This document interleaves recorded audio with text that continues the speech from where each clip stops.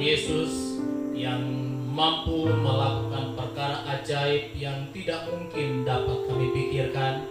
Dan saat ini ya Bapa, kami membawa hidup kami, mempersembahkan hidup kami sebagai persembahan yang hidup, yang kudus dan berkenan kepada Allah. Ya Tuhan, biarlah pujian, penyembahan, bahkan hidup yang kami miliki ini merupakan persembahan yang berbau harum, menyukakan, menyenangkan hati Tuhan. Kami menolak segala intimidasi, aktivitas duniawi yang tidak baik buat pertumbuhan iman kami. Kami tolak itu di dalam nama Yesus. Kami hanya mengizinkan aktivitas rohani ada di dalam ruangan ini yang membuat iman kami bertumbuh, berbuah lebat, dan kami pergi jadi terang sesuai dengan kehendak-Mu. Terima kasih ya Tuhan, berkati seluruh umat-Mu yang telah hadir dalam ruangan ini maupun yang masih dalam perjalanan. Tuhan sertai, biarlah hati kami siap menyembah, beribadah kepada Tuhan. Urapi hamba-Mu yang memimpin kami dalam ibadah ini dengan kuasa otoritas di bawah Allah yang besar, sehingga setiap kami yang datang beribadah, kami menyatu di dalam kasih Kristus. Kami melihat kuasa Allah akan dinyatakan di tempat ini, di keluarga kami, di desa kami, bahkan di kota kami. Dan kami melihat nama Tuhan akan semakin ditinggikan. Terima kasih ya Tuhan. Kami membuka ibadah kami hanya di dalam nama Tuhan Yesus Kristus. Kami berdoa dan kami siap beribadah kepada Tuhan. Bersama kita katakan, amin. Tuhan dari segala bangsa kita dipilih dari Tuhannya. Kita dipilih dari kudus-Nya dalam kemuliaan hanya Dia. Terima kemuliaan dan hormat kami, terima sembah kami, pujian kami, terima kemuliaan dan hormat kami, terima sembah pujian kami. Haleluya, haleluya.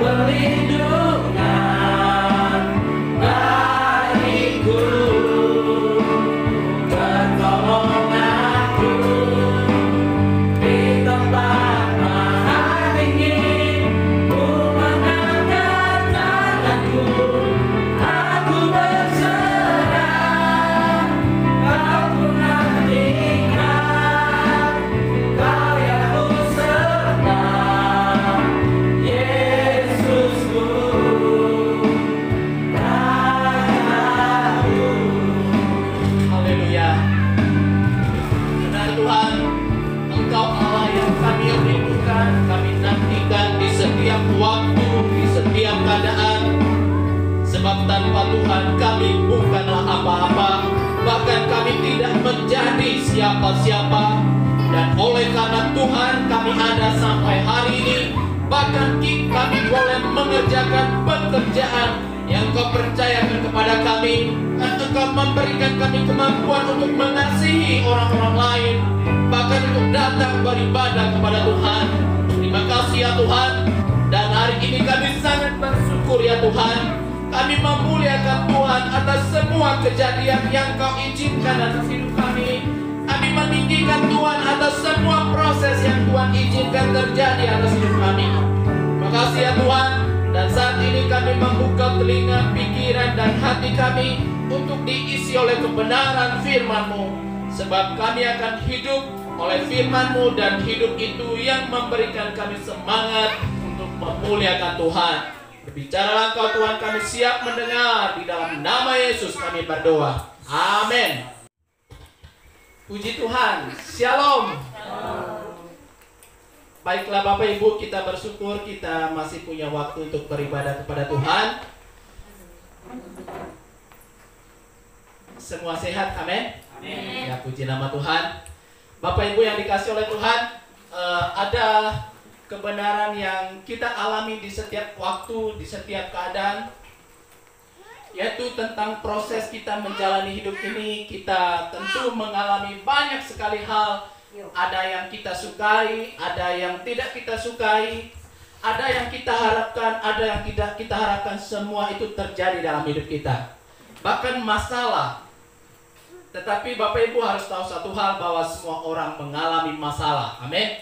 Bahkan orang lain juga bisa memiliki masalah yang lebih berat dari yang kita miliki. Tetapi kita punya sebuah keyakinan, yaitu Tuhan ada menolong kita, amin. Kehidupan ini tidak lepas dari yang namanya persoalan atau masalah. Tetapi kita harus tahu bahwa orang lain juga mengalami itu. Sekarang ini kita sedang memperingati hari kemerdekaan Indonesia. Nah Bapak Ibu, tentu kemerdekaan itu adalah kerinduan atau harapan dari semua kita, amin. Merdeka dari persoalan yang bertubi-tubi datang di dalam hidup kita, merdeka dari masalah sakit penyakit mungkin, merdeka dari masalah ekonomi. Nah satu hal yang saya ingin bagikan buat kita, satu-satunya cita-cita yang harus kita miliki adalah menjadi seperti yang Allah mau, amin. Nah kalau kita menaruh itu menjadi cita-cita harapan kita, maka masalah, persoalan yang kita hadapi di dunia ini, kita anggap itu seperti kerikil kecil yang mudah sekali dilewatinya. Kerikil kecil. Kenapa? Karena cita-cita dan harapan kita dalam menjalani hidup ini menjadi seperti yang Allah mau. Mari kita menaruh ini sebagai cita-cita kita, amin. Cita-cita kita yaitu menjadi seperti yang Allah mau. Bahwa hidup saya akan menjadi seperti yang Allah mau, bukan seperti yang saya mau. Besok kita memperingati kemerdekaan, karena sekali lagi kemerdekaan itu adalah cita-cita semua orang. Oleh sebab itu saya harapkan memperingati kemerdekaan Indonesia ini itu betul-betul menggugah selera kita juga untuk memiliki keyakinan bahwa saya juga orang yang sudah merdeka. Nah hari ini saya akan membacakan kebenaran firman dari 2 Timotius pasal yang ketiga ayat 12 sampai 17. Firman Tuhan berkata demikian, Bapak Ibu bisa perhatikan di Alkitabnya. Memang setiap orang yang mau hidup beribadah di dalam Kristus Yesus akan menderita aniaya. Sedangkan orang jahat dan penipu akan bertambah jahat, mereka menyesatkan dan disesatkan. Tetapi hendaklah engkau tetap berpegang pada kebenaran yang telah engkau terima dan engkau yakini, dengan selalu mengingat orang yang telah mengajarkannya kepadamu. Ingatlah juga bahwa dari kecil engkau sudah mengenal kitab suci yang dapat memberi hikmat kepadamu dan menuntun engkau kepada keselamatan oleh iman kepada Kristus Yesus. Segala tulisan yang diilhamkan Allah memang bermanfaat untuk mengajar, untuk menyatakan kesalahan, untuk memperbaiki kelakuan, dan untuk mendidik orang dalam kebenaran. Dengan demikian, tiap-tiap manusia kepunyaan Allah diperlengkapi untuk setiap perbuatan baik. Demikianlah firman Tuhan. Nah, Bapak Ibu yang dikasihi oleh Tuhan kita Yesus Kristus, saya membagi topik yaitu menjadi seperti yang Allah mau. Yaitu cita-cita kita, hidup saya itu menjadi seperti yang Allah mau. Ini memang cita-cita jangka panjang, bahkan kekekalan. Satu hal yang saya ingin kasih tahu kepada kita sesuai dengan kebenaran firman, bahwa semua yang ada di dunia ini, cita-cita kita punya pendidikan tinggi bagi yang masih pendidikan. Cita-cita kita mungkin punya keluarga yang sangat bahagia. Cita-cita kita memiliki harta yang mampu menunjang ekonomi kita seumur hidup kita. Itu cita-cita. Tetapi dalam kita mencita-citakan itu, terkadang batang hidungnya pun nggak nongol ya. Cita-cita kita itu seolah-olah jauh sekali. Semakin ku kejar, semakin dia jauh. Mungkin kayak gitu ya. Semakin ku bekerja keras, semakin saya susah. Mungkin seperti itu. Bapak Ibu, inilah penghiburan yang saya mau kasih tahu buat kita, bahwa kita memiliki sukacita, yaitu cita-cita kita bukan kepada hal itu. Amin. Inilah yang saya maksud. Cita-cita saya bukan kepada hal-hal yang sama dengan orang lain katakan, meskipun saya juga mengejar hal itu untuk menunjang kehidupan saya di sini. Tetapi saya ingin kasih tahu satu hal, Bapak Ibu, bahwa terkadang apa yang kita cita-citakan, apa yang kita harapkan, tidak ada tanda-tanda bahwa itu akan ada. Bahkan semakin jauh, bahkan kita sudah berjerih lelah, mati-matian, semuanya itu bahkan menjauh. Bahkan cita-cita kita untuk memperoleh kehidupan yang sejahtera kok makin berantakan rasanya. Nah, ingat satu hal, bahwa masalah yang kita hadapi dalam menjalankan hidup ini, dalam mengejar, membina hubungan dan sebagainya, orang lain juga mengalaminya. Amin. Supaya kita jangan merasa aku saja kayaknya yang menderita di dunia ini. Oh, itu salah. Karena semua orang yang ada di bawah langit akan mengalami yang namanya penderitaan. Percaya nggak akan hal ini, Bapak Ibu? Jangankan kita yang sudah harus bekerja untuk menanggung kehidupan dalam rumah, anak dan sebagainya. Anak yang tidak punya tanggungan pun dia juga punya penderitaan. Tapi dia asik-asik aja gitu. Cuma sebentar dia nangis, tapi dia setelah itu dia tidak nangis lagi. Nah, ini kita harus sadari, Bapak Ibu. Kenapa saya ingin menyampaikan itu? Supaya kemerdekaan itu terbukti dalam hidup kita. Amin. Harus terbukti. Harus kita merdeka. Bukan saja Indonesia yang merdeka, kita secara pribadi harus merdeka. Karena terkadang kita dijajah karena kita anggap kita saja yang mengalami penderitaan di dunia ini. Tetapi lebih daripada itu, Alkitab katakan bahwa Allah menyertai kita. Dia tidak membiarkan kita tergeletak. Tidak akan. Penderitaan yang kita alami itu penderitaan yang biasa. Yang saya maksud biasa adalah semua orang juga alami. Tetapi kita memiliki sukacita, yaitu Allah tidak meninggalkan kita sendiri. Amin. Itulah yang saya ingin kita bangun dalam pola pikir kita, dalam hidup kita, meyakini hal ini. Karena kalau kita tidak punya keyakinan ini, maka sia-sia kita beribadah kepada Tuhan. Maka sia-sia kita membuang atau memberi waktu untuk mencari Tuhan. Kita tidak memiliki keyakinan bahwa Tuhan adalah penolongku. Karena kalau bicara penderitaan, persoalan semua orang alami. Nah, Bapak Ibu yang dikasihi oleh Tuhan, dari pembacaan ini di ayat 12 dia katakan, memang setiap orang yang mau hidup beribadah dalam Kristus Yesus akan menderita aniaya. Jadi Paulus mengajar kepada anak didiknya, yaitu Timotius, bahwa kalau kita mau hidup jadi orang yang beribadah kepada Yesus, itu akan mengalami penganiayaan. Jangan tunggu dulu, Bapak Ibu. Jangan langsung berpikir, bagus, tidak usah beribadah saja kita. Ingat, Paulus mendidik Timotius di 2000 tahun yang lalu, di mana mereka beribadah kepada Tuhan mengalami tekanan secara mental dan fisik. Karena zaman itu semua orang yang mau beribadah kepada Tuhan itu dianiaya secara fisik dan mental, psikologi. Kenapa? Kau beribadah, kau ditangkap. Kita di sini kalau ibadah ada nggak tangkap kita? Nggak ada kan? Artinya apa Bapak Ibu? Waktu Paulus berkata dalam ayat 12 ini, memang setiap orang yang mau hidup beribadah di dalam Kristus Yesus akan menderita aniaya. Ya, itu yang terjadi pada zaman mereka. Siapa yang beribadah kepada Yesus datang ke gereja, ditangkap, disiksa, dianiaya, bahkan diambil hartanya. Jadi mereka akan mengalami. Tetapi dalam hal itu Paulus ingin menguatkan Timotius supaya engkau harus beribadah. Nah Bapak Ibu yang dikasih oleh Tuhan, yang saya mau beritahu di bagian ini adalah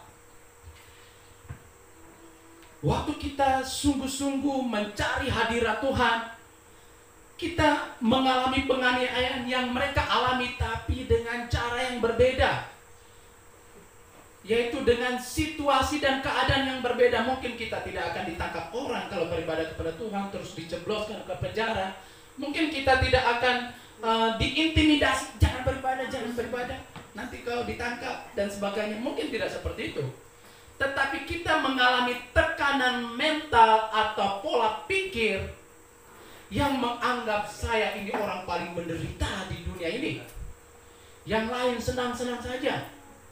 Jadi Bapak Ibu, Paulus mau supaya Timotius dan juga untuk kita tahu pada saat ini bahwa orang yang mengalami penderitaan itu sebenarnya sebuah proses kecil saja dalam menjalani hidup. Kenapa? Karena cita-cita orang percaya itu menjadi orang yang dikehendaki oleh Tuhan. Jadi kalau begitu kita tidak boleh cita-cita jadi kaya dong Pak. Tidak boleh cita-cita jadi profesor, doktor, apa segala macam. Tidak boleh. Oh bukan begitu. Cita-cita yang kita lakukan di dunia ini itu sebatas di dunia ini. Tapi kalau itu cita-cita kita, itulah sebabnya banyak orang tertekan, teraniaya, menderita. Yakobus katakan orang itu diseret oleh keinginannya. Orang itu diperbudak. Bukan oleh orang lain, tapi oleh keinginannya sendiri. Keinginannya yang terlalu tinggi membuat dia menyerahkan dirinya kepada keinginan itu. Dan akhirnya dia mengalami banyak sekali tekanan hidup. Akhirnya Indonesia sudah 75 tahun merdeka hari ini kan. Dia belum merdeka-merdeka. Kenapa? Karena itu cita-citanya dia letakkan kepada perkara duniawi saja. Bapak Ibu yang dikasih oleh Tuhan, dipanggil untuk menjadi percaya kepada Yesus itu sama dengan dipanggil untuk merdeka. Amin. Dipanggil untuk mengalami kemenangan. Dipanggil untuk mengalami pembebasan, kelepasan. Bukan dipanggil untuk dijajah oleh Tuhan. Tidak, Tuhan tidak perlu menjajah manusia. Karena dia tidak kurang apa-apa tanpa manusia. Dia juga tidak tambah apa-apa kalau manusia ada. Nah, tetapi Tuhan peduli mengasihi kita manusia sehingga dia memanggil kita untuk percaya, yaitu untuk mengalami kemerdekaan itu. Yaitu kalau kita menaruh cita-cita kita menjadi orang yang dikehendaki Allah. Jadi waktu kita menjalani hidup ini, ya jalanin aja apa yang bisa kita buat. Jadi apa yang bisa kita buat? Kerjakan itu. Alkitab katakan apa yang ada di tanganmu, kerjakanlah itu. Jangan mau melakukan apa yang orang lain lakukan karena kau lihat itu hebat.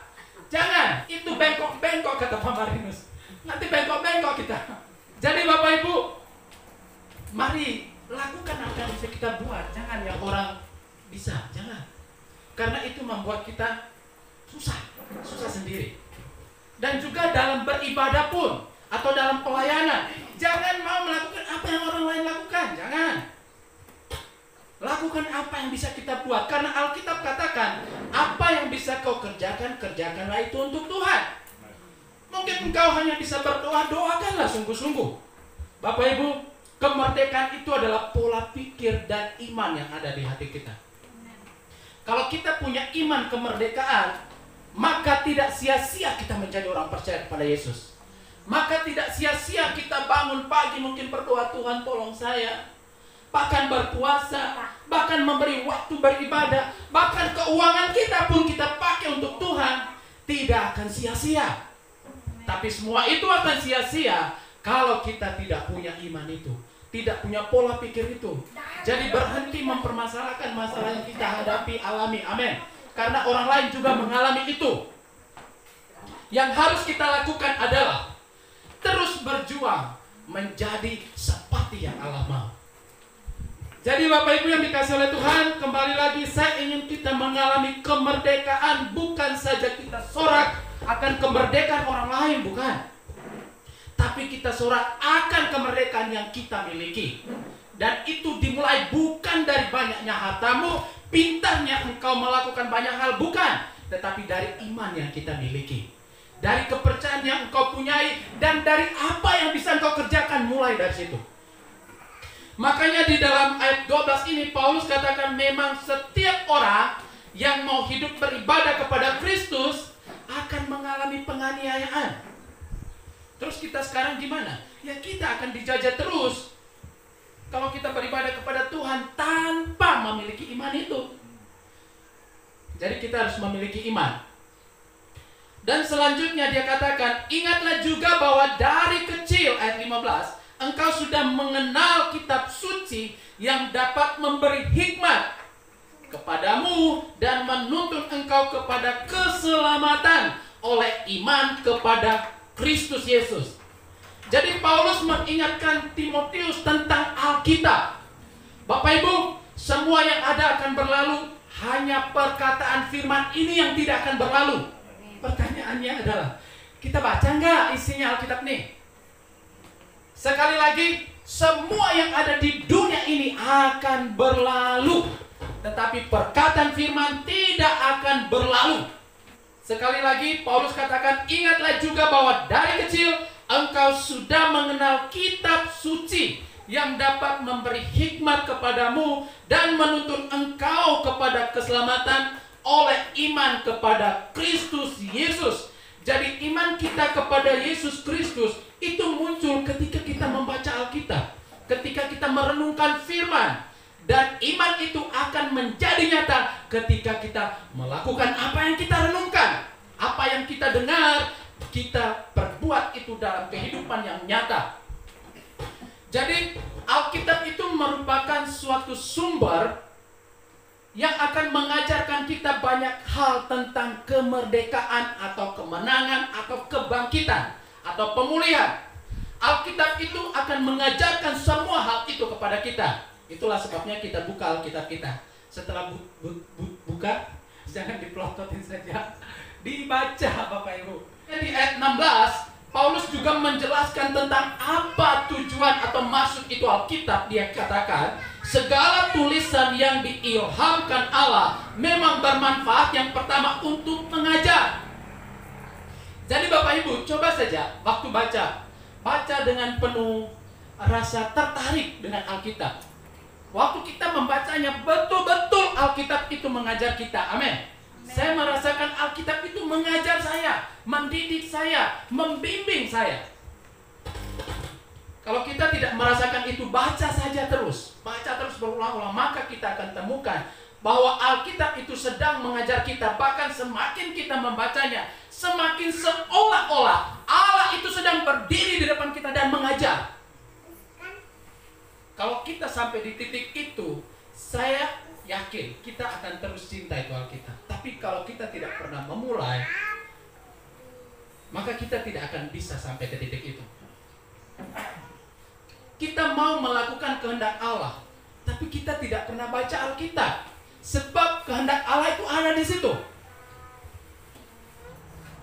Jadi Bapak Ibu yang dikasihi oleh Tuhan, Paulus mengatakan bahwa Alkitab itu atau tulisan yang ada di Alkitab itu bermanfaat untuk mengajar. Terus untuk apa lagi? Untuk menyatakan kesalahan.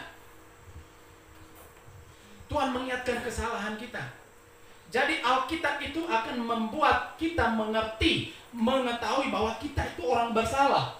Nah, kalau tidak baca Alkitab, berarti kita nggak tahu kita bersalah. Kalau kita nggak tahu nggak bersalah, maka suatu saat kalau Tuhan datang, kita masih anggap diri kita ini benar, padahal bersalah. Tahu sendiri jawabannya setelah itu. Makanya baca Alkitab itu akan menolong kita, membuat kita sadar bahwa saya ini orang yang bersalah. Saya harus minta ampun, bertobat setiap hari. Bahkan Alkitab itu juga akan memperbaiki kelakuan. Ini luar biasa. Pak, saya ini Pak sebenarnya tidak mau Pak melakukan ini. Sebab saya juga tahu itu salah, tapi nggak bisa. Saya bilang memang tidak bisa karena kita ini orang berdosa. Kita tidak bisa jadi orang benar dengan cara kita sendiri. Kita tidak bisa terlepas dari kesalahan dengan upaya kita sendiri, tidak bisa. Harus dengan pertolongan Tuhan. Karena kalau orang yakin bahwa Alkitab ini adalah firman Allah, maka orang itu pasti takut kalau dia tidak tunduk kepada perkataan Allah. Tapi kalau kita menganggap Alkitab ini buatan orang Indonesia juga, maka dia juga akan membaca dan melupakannya, merenungkan dan tidak mau melakukannya. Tetapi kalau dia percaya bahwa Alkitab ini kebenaran yang mutlak, adalah perkataan Allah, maka itu akan menolong dia setelah dia mendengar, aduh aku harus soalnya ini perkataan Tuhan. Kalau kita menyadari bahwa firman atau Alkitab ini suara perkataan Allah sendiri, maka tentu kita takut tidak melakukan apa yang sudah kita dengar dari apa yang dia katakan. Itulah sebabnya Alkitab ini Paulus katakan memperbaiki kelakuan, karena dia memiliki otoritas. Jadi Bapak Ibu, Alkitab itu juga akan memperbaiki kelakuan, bahkan mendidik orang dalam kebenaran, sehingga dengan demikian cita-cita Allah untuk menjadikan manusia seperti yang dia kehendaki itu akan terwujud, yaitu membaca, merenungkan, dan melakukan firman. Nah Bapak Ibu yang dikasih oleh Tuhan, sekali lagi saya mau katakan bahwa di dalam kekristenan tidak ada kemerdekaan tanpa beriman kepada Tuhan. Itulah sebabnya mari kita menjalani hidup ini dengan apa yang kita yakini tentang Tuhan. Maka itu yang akan menolong kita berjalan selangkah. Tidak apa-apa, kita mungkin 1 langkah, 2 langkah, orang lain 1 kali jalan langsung 10 langkah, no problem. Karena kita punya kemampuan berbeda. Perbanyak mengucap syukur karena hidup yang kita hidup hari ini, Allah bertanggung jawab untuk itu. Jadi hidup yang sedang kita jalani, apapun keadaan kita, Allah pun ikut bertanggung jawab. Tetapi persoalannya, apakah kita terbuka untuk Allah, untuk Tuhan? Apakah kita mengizinkan Tuhan untuk terus berada dalam hidup kita? Bapak Ibu yang dikasih oleh Tuhan, melalui kebenaran firman Tuhan ini, saya mau mendorong kita dengan satu tujuan, baca Alkitab setiap hari. Kenapa? Karena betul-betul Alkitab itu memberikan hal-hal yang tidak akan kau bayangkan. Karena dia akan membentuk hati nuranimu. Makanya Alkitab katakan, segala yang baik keluar dari perbendaharaan hatinya yang baik. Demikian juga yang jahat keluar dari perbendaharaan hati yang jahat. Nah bagaimana supaya hati yang jahat itu jadi hati yang baik? Nih, Alkitab inilah caranya. Temanku dulu waktu kami konsel, dia katakan bagaimana supaya hati kita itu terus bersih, yaitu taruh di dekat kain lap katanya, supaya kalau sudah debu lap lagi, debu lap lagi. Nah kain lapnya apa? Firman Allah. Yaitu untuk hati kita bersih, mari baca firman setiap hari, sebab dari situ akan muncul iman. Paulus katakan iman timbul dari pendengaran, dan pendengaran oleh firman. Itulah sebabnya kita baca Alkitab. Karena jadi orang Kristen tanpa beriman, maka kita sedang bekerja setengah mati, tidak ada hasil. Bahkan yang lebih parahnya, kita sudah susah-susah di dunia, susah lagi di akhirat. Menyesal di dunia, menyesal di akhirat. Itulah sebabnya Bapak Ibu, mari kita memberi diri kita untuk bebas memuliakan Tuhan. Amin. Mari kita jalani hidup ini dengan penuh rasa syukur. Hadapi semua persoalan yang kita hadapi. Jangan lari. Jangan ketika ada masalah kita lari. Bahaya, dia kejar terus kita, sebab dia lebih cepat larinya dibanding kita. Jadi kalau kita lari, jangan harap kita bisa lari. Dia bisa kejar, bahkan dia sudah di depan kita lagi. Yang ada adalah hadapi dia. Jangan pakai parang, sebab parang tidak mempan. Pakai iman. Alkitab katakan, kalahkan kejahatan dengan kejahatan. Tidak kayak gitu Bapak Ibu, tapi dengan kebaikan. Apakah itu sulit? Yang pasti tidak mudah kalau kita lakukan dengan kemampuan kita. Tetapi dengan iman kepada Tuhan, itu mudah. Kenapa? Karena Alkitab katakan, aku menyertai engkau senantiasa sampai kepada akhir zaman, yaitu sampai mati. Jadi bagaimana mungkin kita masih punya alasan, kayaknya aku menderita sampai mati? Tidak ada itu. Kalau kita berpikir begitu, saya mau katakan, mulai berubah pola pikir itu. Amin. Mulai taruh pikiran kemenangan di dalam Kristus, maka kemerdekaan yang Indonesia alami itu juga kita alami. Itu juga akan menjadi bagian kita, sehingga kita ada di desa Sesua, di rumah tangga kita sebagai orang merdeka, dan orang pun akan terpengaruh. Kok kau ini terus setiap hari? Kok setiap hari kan tidak ada masalah dalam hidupmu? Oh beda, kita semua punya masalah yang sama, tapi pola pikirku dan pikirmu beda, dan caramu dan caraku yang beda. Kenapa engkau setiap hari senang-senang terus? Padahal banyak utangmu. Oh beda, mungkin utangku lebih banyak daripada utangmu, tapi caraku dan caramu yang beda. Nah kita harus begitu Bapak Ibu. Amin. Karena memang bukan sekedar cerita yang Yesus katakan dia menolongmu, tapi dia pasti lakukan. Amen. Itulah yang menjadi pegangan kita. Oleh sebab itu apapun yang kita hadapi, ingat Tuhan selalu ingin menolong kita. Amen. Itulah kemerdekaan kekristenan. Mari kita tundukkan kepala, kita berdoa. Haleluya. Bapa Tuhan kami Yesus Kristus, kami sangat terbatas oleh karena fisik atau tubuh jasmani, namun kami memiliki iman kepada Allah yang tidak terbatas. Mungkin dalam seketika, mungkin tenaga kami hampir habis, bahkan pikiran kami tidak sanggup berpikir oleh beratnya persoalan. Namun dalam situasi itu sekalipun kami tetap mengalami kemenangan, sebab cita-cita kami ada di tangan Allah yang Maha Kuasa, Allah yang perkasa, Allah yang sanggup melakukan perkara yang tidak mungkin dapat kami pikirkan. Makasih ya Tuhan buat hari ini, buat firman-Mu. Tolong kami ya Tuhan supaya hati kami terus terbuka akan kebenaran firman-Mu, sehingga kami terus mengalami kemerdekaan setiap hari, setiap jam, bahkan setiap detik, sehingga hidup yang Engkau percayakan untuk kami jalani akan terus menerangkan kemuliaan Allah, memberitakan kebesaran Tuhan melalui perkataan bahkan perbuatan kami. Berdoa ya Tuhan, kuasa Roh Kudus yang tidak terbatas teruslah berbicara kepada setiap pribadi kami ya Tuhan. Biarlah kami terus mengalami kemenangan, kemerdekaan, kebangkitan setiap waktu, sebab kami melihat bahwa dunia ini semakin goncang, namun iman kepada Allah tidak tergoncangkan. Makasih ya Tuhan, berkati sidang jemaat-Mu yang di tempat ini ya Tuhan, baik yang ada dalam ruangan ini maupun yang tidak sempat ada. Mungkin mereka punya persoalan halangan, atau mungkin juga mereka sedang berada di dalam perbudakan. Kami berdoa di dalam nama Yesus, biarlah Allah yang hidup memberikan mereka kemenangan, kemerdekaan, sehingga mereka melihat pertolongan dari Allah yang luar biasa, sehingga mereka hidup penuh dengan syukur kemenangan, sebab Allah menyertai mereka. Terima kasih Tuhan. Jaga pelihara umat-Mu ini ya Tuhan. Pimpin tuntun mereka hari demi hari ya Bapa. Lindungi rumah tangga mereka, anak-anak mereka, pekerjaan mereka, bahkan masa depan mereka Tuhan. Dan biarlah cita-cita mereka untuk terus menjadi serupa dengan kehendak-Mu, Allah terus genapi, Allah terus tolong, Allah terus membantu mereka sehingga mereka sampai kepada apa yang mereka cita-citakan.